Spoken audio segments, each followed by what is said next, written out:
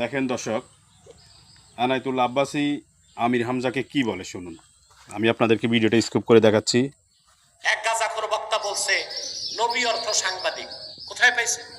আল্লাহ তার হাবিবের নবীকে সাংবাদিক বলছে, এটার জন্য আনায়েতুল্লাহ আব্বাসী গাজাখোর বললেন আমির হামজাকে। আমি দ্বিতীয় আরেকটা স্কোপ দেখাচ্ছি আমির হামজার। ভিডিওটা আটকাছে। উনি আমারে বলছে আমি সাংবাদিক, নবীকে বলি না, বলি মেসেঞ্জার। মেসেঞ্জার মানে কি? মেসেঞ্জার তো আরো খারাপ শব্দ।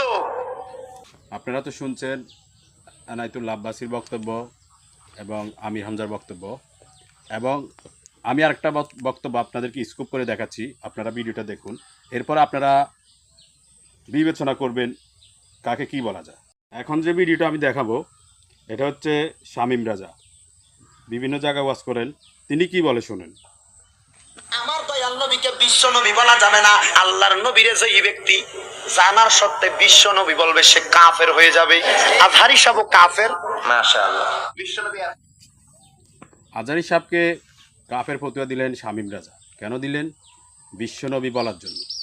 বিশ্বনবী তো আনায়েতুল্লাহ আব্বাসী অনেক মাহফিলে বলছে, আমি শুনছি। তো ওই সূত্রে কি আনায়েতুল্লাহ আব্বাসীকেও আমি কাফের ফতুয়া দিব, বা বিভিন্ন আলেমেরাও কি কাফের ফতুয়া দিবে? এটা বিবেক বিবেচনা আপনারাই বলেন।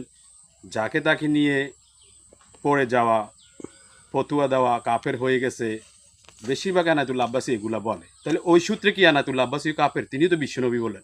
কই তাকে নিয়ে তো, শামীম রাজাকে নিয়ে তো আনায়েতুল্লাহ আব্বাসী কখনো দেখি নাই যে কোনো একটা কথা বলতে। তিনি তো বিশ্বনবী বলার কারণে কাফের ফতুয়া দিচ্ছেন আজহারিকে। তো এখন শামীম রাজাকে কি বলবে আনায়েতুল্লাহ আব্বাসী? এটা আপনারা বিবেক বিবেচনা করে বলেন।